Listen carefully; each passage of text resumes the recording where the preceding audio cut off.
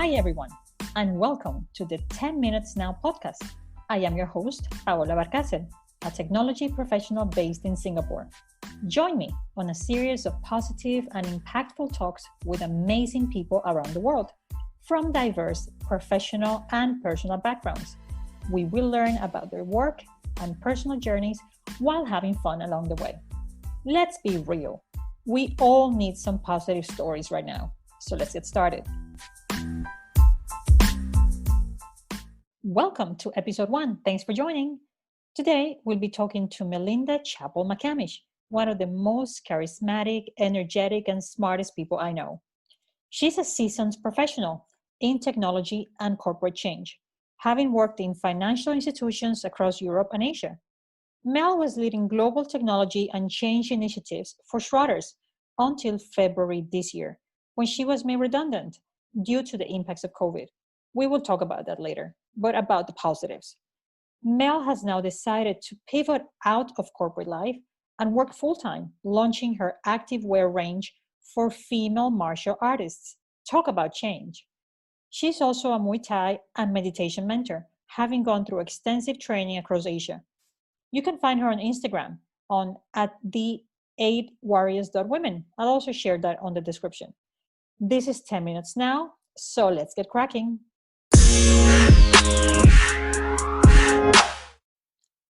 Thank you, Mel, for talking to us today. How are things in Australia? Hi, good morning. Yeah, things in Australia are great. It's winter here at the moment, so it's a little bit chilly. But, you know, the COVID situation is under control and everything's pretty good. Excellent. I think a lot of people want to be either in Australia or New Zealand right now. You're going to see a lot of immigration basically going there. You're very good. So thanks for that. So thank you so much for being with us today. We wanted to talk about a lot of things, positivity mainly, career pivoting, and everything in between. So let's start with the basics. So by the way, people, I met Mel a few months ago. She's a common friend and she's one of the smartest people and super active, super encouraging, and she's a mentor. So we're going to talk about that later. So let's start with young Mel. When you were younger, much younger, what type of stuff were you interested in? Like in my case, I didn't really know what I wanted to be when I was younger. And I always admired people who said, oh, I want to be a doctor. I know I'm going to be a NASA engineer, but I had no idea. What about you? Yeah, I was exactly the same. I was a bit of a tomboy. I don't know if that phrase is still used these days, but I was the sort of girl that liked to climb trees and play with trucks and dig holes. And that's awesome. I think I spent a lot of my life wanting to be a fireman. Oh, wow. Okay. And then when I got to high school, I really wanted to go in and do something within the arts. I loved drama. I loved English literature.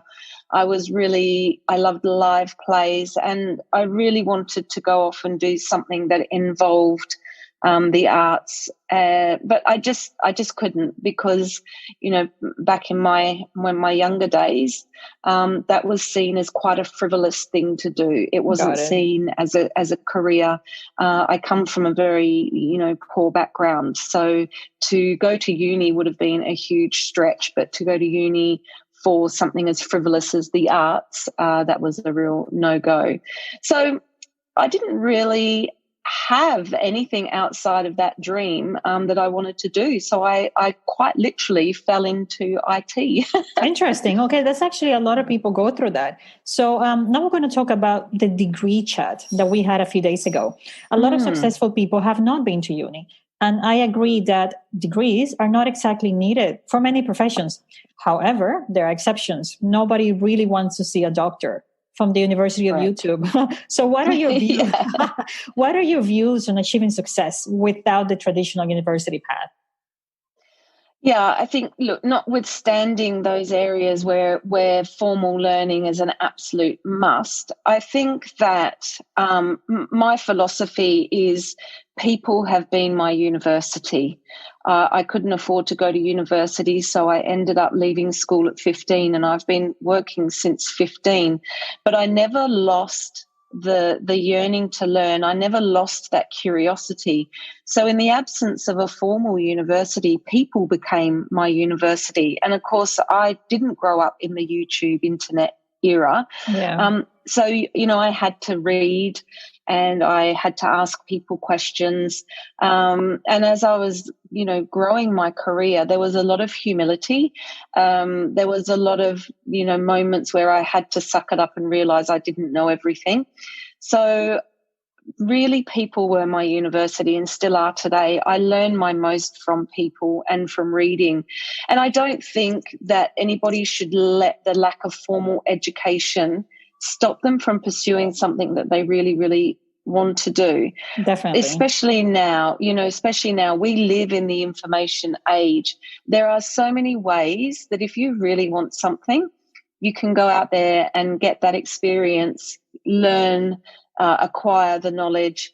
It may take you a little longer, and you will have to display an awful lot of humility. You'll have to be very respectful to the people that you're asking for time or, for asking for help from.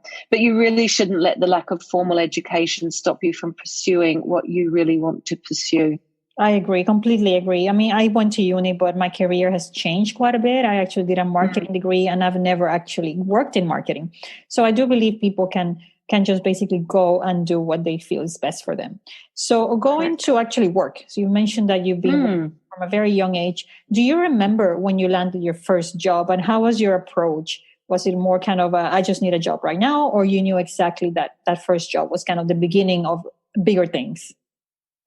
Yeah, well, it was quite funny. I mean, there's nothing like the confidence of youth, is there? So I went into a job that I was woefully underqualified for. I think it was the grand title of service centre receptionist. Okay, well, that was good enough for your age, I guess. Yeah, and I had never worked a switchboard or, had no idea what customers were. But I walked in there and I said to the manager of the service centre, look, I'm really good. I'm a fast learner. I get on well with people and, let me work for you for a month for nothing. And if I'm no good at the end of the month, well, you've had a free month of work and I've gained some experience. And I said, but I guarantee you won't be asking me to leave at the end of the month. And I think I never forget, he gave me a very wry smile and he said, okay, well, I'll also give you 15 minutes each week to create what we call a resume so that you can look for work after the 1 month here because you won't be staying. And I said, okay, that's fine. And 3 months later, I walked into his office and I said, hey, do you think we could talk about paying me for my work? Yep, that's important. Definitely. Yeah. So I went in there with a lot of confidence, but I was also very upfront about my limitations, and that's how I got my foot in the door. And I was always very grateful to that first person. And I ended up staying there for 3 years and learnt a lot. And in that 3 years, they actually put me onto a government scheme, which the Australian government called a modern day apprenticeship. And I went on to a IT apprenticeship, and that's how I got into technology was through that very first job. Got it. So moving to the now, thanks for that. I want our listeners to basically hear positive stories. So that's the whole premise of this series. Can you share a couple of the most fun or just interesting experiences you had at work of any type, anywhere? I know you've worked in Europe, in Singapore, all over Asia. So I just want to hear something positive that happened to you so that people can hear something nice during these hard times. Yeah, so I think one of the things is, I guess it's not one particular story, but when because I was based in England or Europe rather, for 26 years.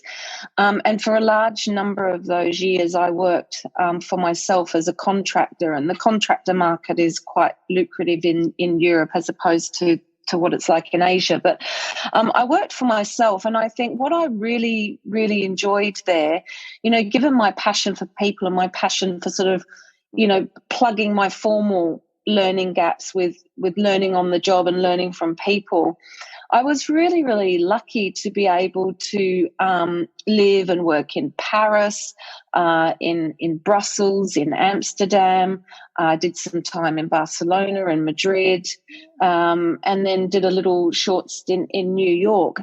And I think I have been really, really blessed, that coming from nothing, I've really had some amazing working opportunities. In Paris, we worked in an office building.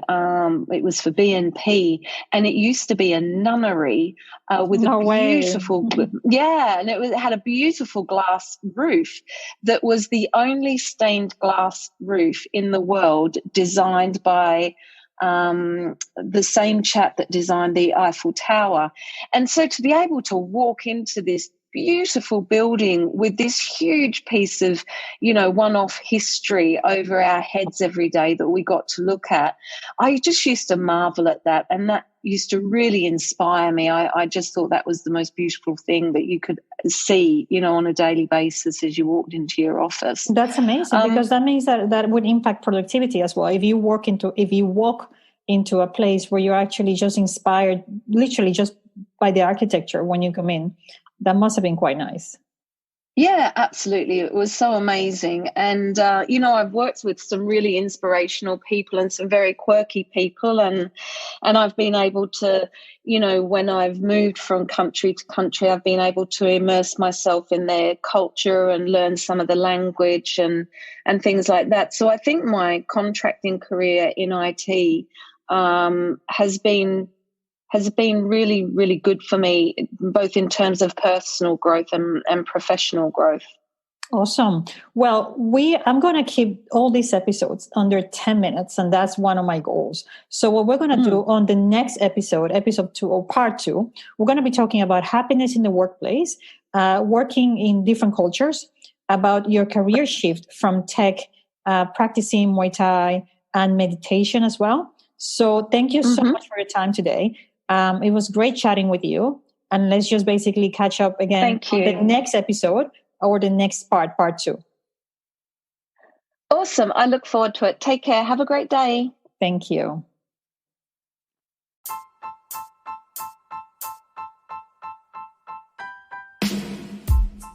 Thank you for joining us on episode 1. We got some great insights from Mel there, so I hope you enjoyed this conversation as much as I did. Join us on episode 2.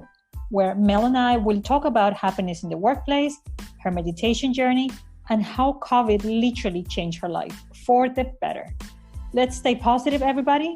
This is Paola Barcasel, and thank you for tuning in to 10 Minutes Now.